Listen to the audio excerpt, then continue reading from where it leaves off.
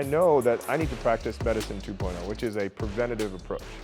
I need to push myself now so no one's pushing me in a wheelchair later. You know, kind of characteristics of jiu-jitsu that I was previously unaware of. I haven't moved like that in so long. I mean, rolling and rotating your hips. Denser, the more muscle you have in your lower extremities, the more dense it is, the better quality of life, the better kind of lifespan you have. 80% of what I do right now happens to be degenerative spine disease, diabetes, and they're sedentary. And so sedentary meaning that number one, they don't have regular exercise routines, but number two, they may work office jobs, 7 to 8 hours a day sitting in a stationary position. Always better to start early, right? And I try to re-emphasize that point, like, I don't care if you're 85 or 25, right? You have to start building that muscle base because you don't realize how much energy and muscle it takes to get off the toilet.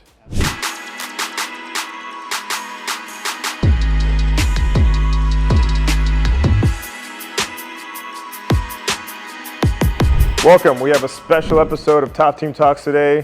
We have an amazing guest here, Dr. Jerry Walters, who is a neurosurgeon extraordinaire. You know, when you have those conversations, well, you know, I'm not as smart as a neurosurgeon. Well, here's a neurosurgeon. You know, so again, my name is Dr. Chaudhry, or Dr. C. I'm a pulmonary critical care physician, also the director of cardiopulmonary exercise testing. And we're here to talk to you about, you know, wellness in the space of not only in how you maintain wellness when you're in life, but how it relates to combat sports, what type of exercises, and so we're going to just kind of get right into it. So Dr. Walters, you know, this is more of like a conversation, not an interview, since we have the physician portion of it, which is me for medicine, and we have like the surgeon portion of it, which is for Dr. Walters. I kind of want to talk to you about what I see from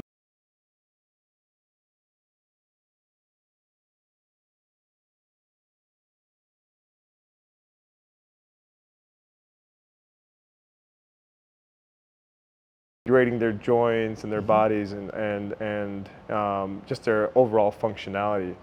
When you see your patients that are coming in with herniations, with kind of back problems, neck problems, difficulties moving arms, legs, what is the common denominator that you see in most of your patient populations? It's a great question. So I would say that 80% of what I do right now happens to be degenerative spine disease. And you kind of have all these different classes of patients and people. Overwhelmingly, the most common patient that I see are typically people that are obese, they're riddled with medical comorbidities, cardiovascular disease, diabetes, and they're sedentary. And so sedentary meaning that number one, they don't have regular exercise routines, but number two, they may work office jobs or you know, in our post-COVID era, the classic work from home job where they're spending 7 to 8 hours a day sitting in a stationary position. Right. And what we see is that those patients are much more likely to have degenerative diseases of the neck and back, and that mostly relates to pain, either in the neck, back, or radiating down an extremity. And it is my practice mostly to try to conserve as long as possible, as long as patients don't have any severe neurologic deficits, weakness, numbness, functional loss. We try to encourage stretching, encourage exercise, and refer them to physical therapy because most of our patients don't have those developed habits of physical fitness.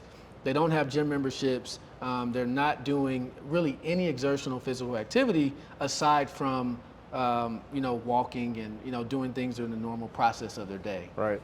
That's a great point you made. One, about most of your patient population being sedentary and morbidly obese.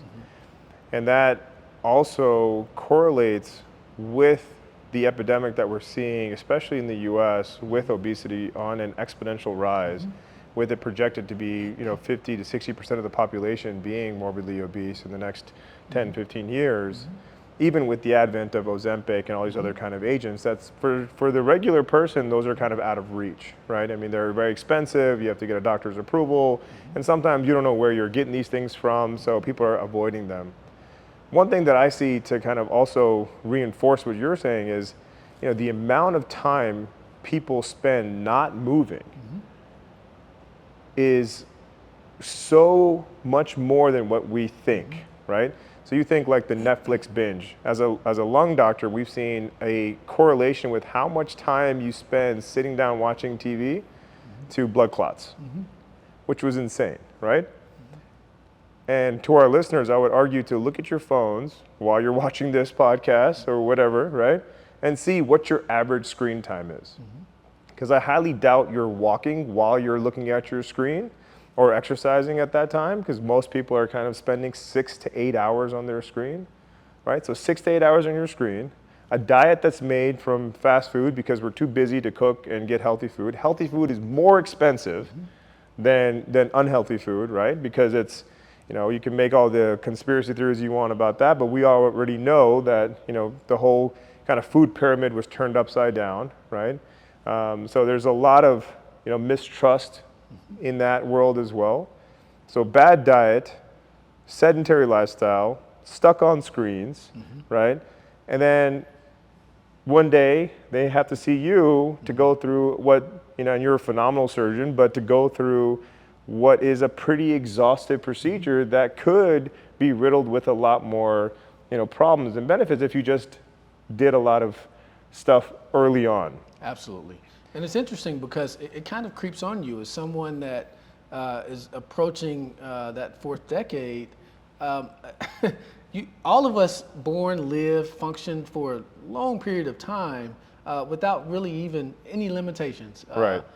We move, we go to work, we go to, wherever we go, without any pain, without any functional loss. And then all of a sudden you start getting a little stiff. Right. And you realize that, man, I can't do the things that I used to do. And one day it hits you, and you either, like I am, well, I need to probably commit myself to going to the gym a little more. I need to be a little bit more flexible.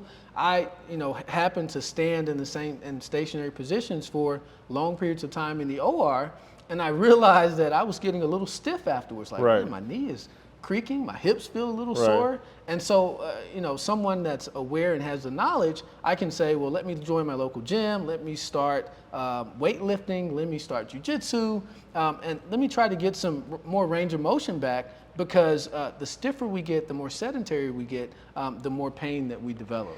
And that's such an interesting thing, because unfortunately, most people get to that point and it's almost too late. Right. And so by the time you're, 100, 150 pounds overweight, or even 50, 60 pounds overweight, we're only born with one set of joints. Right. And so you look at the axial skeleton, you look at the appendages, you have bone, you have muscle, you have tendon, you have ligament. You only get one set. They're not regenerative. You can't replace them, at least certainly organically, without surgery. And you either do whatever you can to refine those soft tissues, to strengthen them, to maintain that range of motion for as long as you possibly can, or you unfortunately suffer the consequences. Right. And one of the things that my patients, because they come to me as a lung doctor pretty late stage usually, or early, and I tell them, hey, they ask like, hey, what are your recommendations for fitness? And I was like, look, in our literature, intensive strength training is the one thing that improves mortality, right? And if you look at also like the density of muscle in the thigh, right? That is a positive correlation. The denser, the more muscle you have in your lower extremities, the more dense that is, the better quality of life, the better kind of lifespan you have. But to your point, it's never too late, but it's always better to start early, right? And I try to reemphasize that point. Like, I don't care if you're 85 or 25, right? You have to start building that muscle base, because you don't realize how much energy and muscle it takes to get off the toilet. Absolutely. Right? And I experienced this, with my mom recently, who went through spinal surgery, as you know, and trying to help her come off the toilet. And I was like, Mom, I wish I had pushed harder for her so she could recover faster, right? And that part of it, I think, is so important for our viewers to know. Like, you gotta get up, you gotta get moving, you gotta push yourself so that you can build that muscle, so that you get that benefit, 20 years from now, right? And that's a sustained benefit by improvement in doing the basic things that we take for granted today. Absolutely. You know, so. Absolutely. It's such a buzzword when you talk about sarcopenia and Right. all this literature coming out about So how sarcopenia, important. for our members that don't know, is loss of muscle tissue over time, right? So, sorry. And there's this preponderance of literature now that's supporting the idea that, number one, some loss of muscle mass as we get older is totally normal and maybe somewhat unavoidable. But there certainly are correlations between the extent of muscle mass that you lose and all these other downstream effects. And so there's all this data now that's supporting testing. And so measuring things like your anabolic steroids, what your testosterone is, what your levels of IGF-1 and human growth hormone are. DEXA scans. Absolutely. Right, so to see what the thickness of your muscle is, right? How much fat to muscle ratio do you have? Absolutely. Right. Absolutely. So, yeah, sorry, go ahead. So all these things are of absolute critical importance. You look at, number one, the hormone relationships that we just talked about, but also looking at your vitamin D levels, looking at obviously your lifestyle. How often do you exercise? Are you doing cardiovascular exercise? Are you doing resistance training? Well, previously, when I was growing up, it was all about running. It was all about getting on a treadmill. It was all about measuring your cardiac function. You get on a treadmill, you do a stress test. How long can you run? How hard can you run without pain? Right. Well, now there's a lot of data to support resistance training Right. and how important that is. Maybe even more beneficial to resistance training as opposed to pure cardio exercise. Right, and my cardiology friends will not like me for this, but I say, hey, your cardiologist wants you to walk 3 times a week. I want you to lift weights 3 times a week, right? Because like cardiology is all about maintaining that movement, but we want you to maintain a good lifestyle, right? We want you to be able to get up and move and do things that you love to do. One thing you mentioned, which was very interesting, is something that I'm pretty passionate about, is the kind of how your body changes over time. And over 80 million men in America are androgen deficient, right, over time. And there's what we think is that this is a new thing, right? But this is an evolution of bad diet, increase in weight over time, leading to this, almost induced androgen deficiency in a lot of males and some females that has led to kind of a expedited muscle loss. And that, I think, it's so important to find a preventative approach to that early with people who know what they're doing. Yes. Right? Everywhere I look now, you see these like med spas open up, like HRT, you get this like, stuff in the mail, and, I might get, a little bit hated on for this, but if you don't have the knowledge, the basic understanding from a physiologic standpoint of where your hormones and like an endocrinologist would, right? Then you're playing with fire, right? Because this is very, very complicated stuff. Hormone, and any medical student will tell you that endocrinology, I mean, you remember med school, like that subject is probably the most complicated subject, looking at positive loops and negative loops and trying to figure out what goes where and what's affecting what, right? And then trying to fix that with a pill here, a pill there, and then like testing every couple of months. I don't know if that's the right way. I think we're about 10, 20 years behind a complete scientific approach.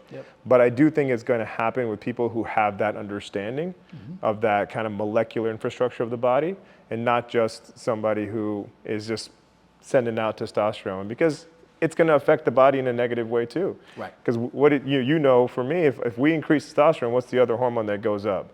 Estrogen. Right, estrogen, absolutely. Right, so if estrogen goes up, that's counteracting your effect of testosterone. So now you're looking at back and forth, back and forth. Right. So I think that's a very important point too.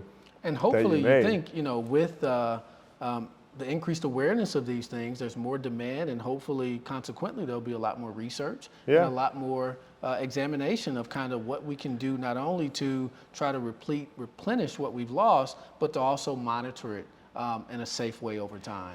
Just to piggyback off that, testosterone, 10 years ago, everybody said, increases cardiovascular risk, it can cause blood clots and things of that sort. But now we've realized, that over time, that we've had more studies, more data showing that it may not affect, if you're doing it appropriately, it may not do those things. And that's why you see a lot less regulation on these than there was before.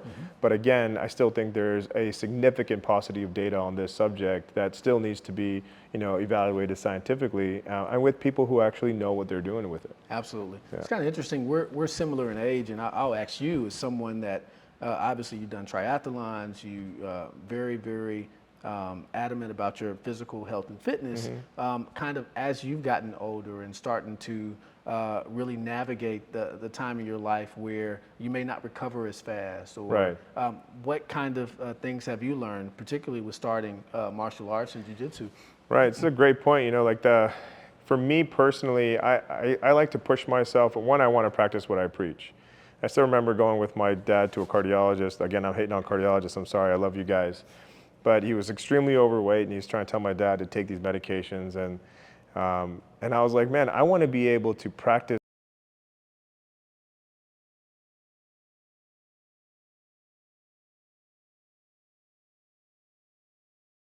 why I like to do different types of sports was to kind of find out, hey, what can my body take, and how can I put my body to a next level, or next kind of increase my body's potential as much as possible. As a kind of background Pakistani,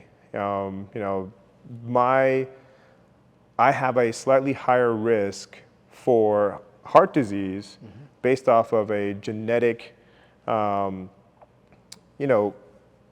sort of like mild genetic mutation that allows elevations in ApoB, right? Which is like a lipoprotein that is correlated with heart disease. So in order for me to modify that risk, I need to make sure that my lifestyle can counteract that higher risk, right? And there's a lot of people who have genetic risk for heart disease and other things like diabetes, family risk, that they have to modify that by improving their lifestyle. So to your point, that's another reason where I know that I need to practice medicine 2.0, which is a preventative approach. I need to push myself now so no one's pushing me in a wheelchair later, right? And that's kind of where I push myself. And jiu-jitsu, martial arts in any way, I found, one, it helps me from a mental aspect. Some of the kind of the kindest, most amazing people I've met are through jiu-jitsu and through like Muay Thai. I think the instructors, the professors, as we call them, that they keep you honest, they keep you focused. Because again, health and wellness is a very conscious lifestyle choice. And if you don't have a village, you don't have a team pushing you to do that, it's very easy to fall off. It's so easy to grab, a 4,000 calorie burger. It's not as easy to get up out of bed and go spend an hour on a mat, and sweat and put yourself through that and create that mental resilience. Absolutely. But to your point, that's why. So triathlons make you have that mental resilience. Jiu-jitsu puts that mental resilience. I know you've tried jiu-jitsu, and I think you fell in love with it too. I have. I mean, what a unique experience. I think one of the details about, or kind of characteristics of jiu-jitsu that I was previously unaware of. So number one, my first day I walk in with Professor Matos, and we start doing the drills. Yeah. And I haven't moved like that in so long. Right. I mean, rolling and rotating your hips, and I mean, they're just movements that I could always do. I've always been, fairly athletic. I never questioned my ability to move in any position that was required. And I started doing that, and it felt uncomfortable. Right. And then we started with, very, very basic kind of positions. And just the basic techniques were just so mystifying because number one, it's not intuitive. Right. And so you're thinking, it's not something that's so simplistic that it comes naturally. Right. And so for people that are high performers and high functioning, it's a little bit overwhelming and maybe even daunting because this is a whole new world. Right. And I can open up a textbook and tell you exactly what I read, but here I'll do the same thing for 45 minutes, and if you ask me to do it perfectly the next day, I can't. Well, it takes repetition and repetition. That's been so exciting to immerse myself in something where I feel like a kid again. Yeah, you literally are a kid. Yeah. And that's been really exciting to start at a later stage in life. I know. I think the other thing I love about it is that there's like-minded individuals, right? You have people, I know that are from various different backgrounds. You know,